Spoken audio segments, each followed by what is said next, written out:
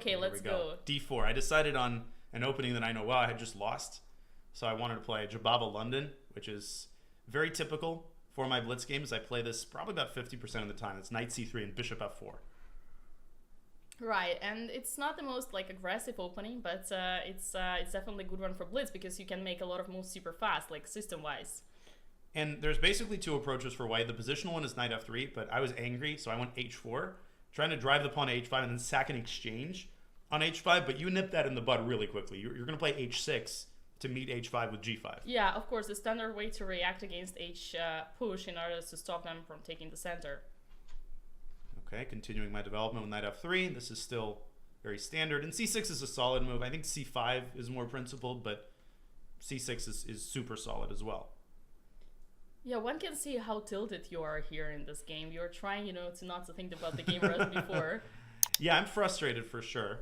But then once this game got going, I was more into it. I stopped thinking about the last game. Yeah. And here, my goal was to try to, to play as solid as possible and to, to fight.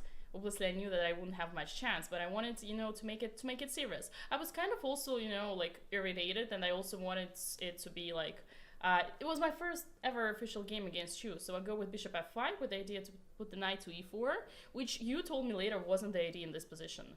Yeah, and bishop f5 is interesting. I didn't want to take that bishop, even though black's pawn structure is damaged, because you get that big clamp on the e4 square. And white wants to execute the e4 pawn break, which is why I played queen e2. You are about to try to stop me with knight e4, but I think the medicine is worse than the disease. So I castle queenside. Did you just look at me there like, what are you? You must be tilted if you're making that move. No, I actually know this position somehow. I know that this is the plan, and I knew that you would go after me at the kingside attack. But I couldn't just figure out, if I don't play knight e4, you would just push it yourself. Yeah, and that's okay for black. I think queen a5 or b5 you should play. Because now you have to take back with the pawn, and then your bishop kind of looks dumb. Well, you might have taken back with a bishop. We're about to find out. But the weakness on e4 makes it really hard for you to operate properly, I think. Yeah, you did take with a bishop. I did take with a bishop because I assumed that if we trade pieces, especially the knight, it would be easier for me to attack your queen side with the queen a5 and attacking the a2, which wouldn't be protected anymore. So there's knight d2. But I thought I could play king b1 at any moment to protect a2.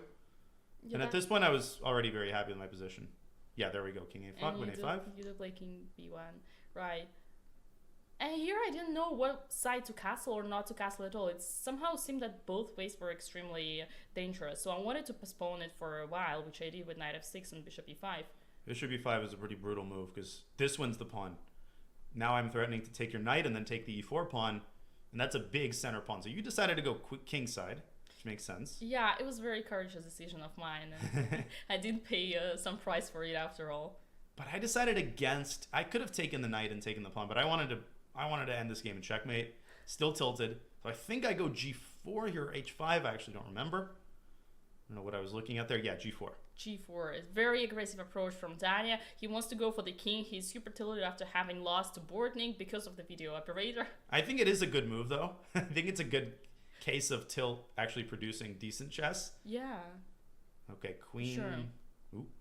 Yeah, here I started somehow throwing it a little bit. I tried to defend the pawn on e4, which was attacked, because I knew once I lose it, I lose everything. You go with g5, you open up everything on the king side. But not so easy, Danya. Knight h5. Yeah, putting that knight right in my grill there on the king side. And I saw knight h5. My idea was to take the bishop and then go after the e4 pawn, in order to try to get you to push your f-pawn, so I could en passant it. But first I go rook g1. Oh, but you have a pawn on h6, so I'm actually threatening to take on h6 and open the g-file. This is where I think position's very unpleasant for you already. But surprise, surprise, I was not gonna take back on h6, because you know that famous rule of the Soviet chess school, the h-pawn of your opponent can actually protect your own king. The best defender. Exactly. So that's why I didn't take on h6. I wanted to keep the tension and get you low on time. You're down to like 48 seconds already. Okay. I was down on time and I couldn't figure out what to do, so I decided that I would have to play king h7 in any case, because you would eventually take with the check, and I decided just to win to gain a tempo on this one. That's sensible. Now I think I took on h6, clearing the g5 square from my rook. I was really attracted to the idea of rook g5, and then if you go f5, Now I thought, well, the g6 pawn is really weak, so I should probably attack with my queen. Yeah, exactly. f6 was to protect from rook g5, and now g6 is my weakness, as you say, but there is a way to defend it, as I played with queen f5. And somehow here I was surprised, because it looked like I was still holding, you know, even though it looked extremely dangerous. Yeah. Well, queen g2, now e4 is lost. But e5 is a great move. I think this is a good practical chance. Yeah, Wow. I think you have to try to open things up here. And my technique definitely was far from perfect, so this was fine. Yeah, I think you should have captured on e5 instead, opening up the d file for your rook. Probably I should have done that first. When you played rook d8 here, I realized that I should have taken on e5 first. Right, exactly. That's why I played rook d8, because I knew that if your rook ever comes to the 7th rank, my king is dead, and I was not ready to give up in that position. I wanted, you know, to make you, you know, work for your win. Yeah, to make you deserve it. I missed that you could take with the rook first, and now suddenly I look, we're going to win h6 back, and I'm going to be up a pawn, but there's a lot of technique to show here, so I decided to play it slow and make some lift. When you played a3, I was so sure that I was still holding. I was actually surprised, and I think this was the moment I was the most confident in our game, because I knew, like, you thought the win was there, but no. Well, here there's a crazy moment. I have queen g5 check, which looks like it wins on the spot, but it doesn't. You have king h7. Exactly. Sorry, king g7. And there's a pawn endgame there, up a pawn for white, but your king is much better placed. So I wasn't confident that was winning. I took a lot of time to calculate it, though. And we got Alexander Bortnik looking at our game here, the Grandmaster. Yep, the man himself. So I decided to move back and keep the tension. Yeah, here I was super happy with my position, to a relative extent. Obviously, queen g4, trying to pin the knights to stop you from moving around. You know, well, f3 was really annoying. You were surprised at that move. I gave the pawn away, so I opened the h file. But you were surprised by knight h5. You didn't expect my h file to be blocked. I didn't. I thought king g7 and then knight f5 checks. So now, still much better for white. Yeah. But you're continuing to hold, and this is where you make the decisive mistake on the next move. So I threatened checkmate, and I kind of provoked you into it. And there's the fork. Oh no! Oof, No. oof, Hold on. Okay, hold on. Let's go back.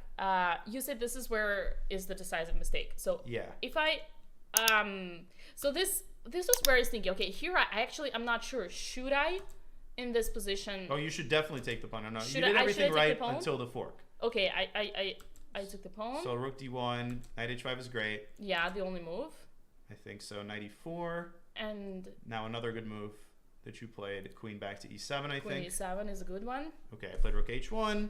Trying to stop your king from moving back to g7. Rook f5, still valuable. This is where I saw the fork. I still think it's fine. So rook g1. Okay. And here I think you actually have a... Okay, position is very unpleasant, obviously. Queen e6, I think, holds on. Queen e6 instead of queen f... Instead of queen f7. Yeah, queen e6. Yeah, protecting the g7 and stopping the... Yeah, queen e6, knight c5, I thought, but then queen moves to the f-file, and you're actually attacking my f3 pawn. Right. So I was far from convinced that this is an easy win. So queen f7, I was really happy to see that. I was like, yeah, that was I didn't take any time. But I was like, no way, Danya, we are not stopping it here. Threatening a queen trade.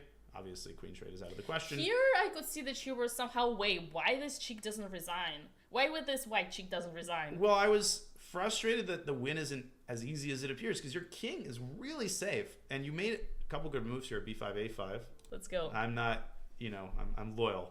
You're loyal. That's nice.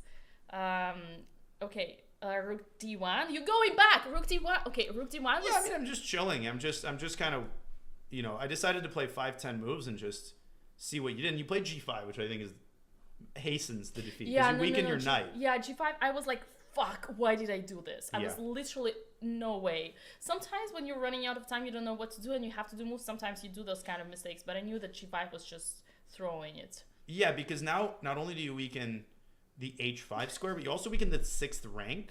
And look at Canty here, who's live streaming IRL. And I bring my rook back so I can go rook d6. So now I infiltrate queen e6. And I thought, okay, I can just take the pawn on e5, and now it's basically game over. Yeah, you can see by my face that I that I am not happy with that. But no, I keep fighting. I keep fighting. You know. I keep taking stuff.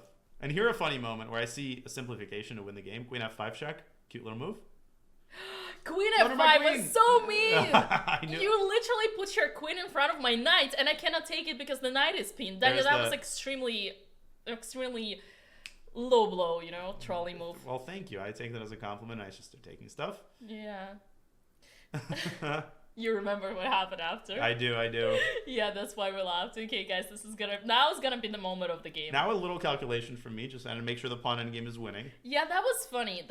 I like that she went into the pawn endgame because, Yeah, you saw that? There we go.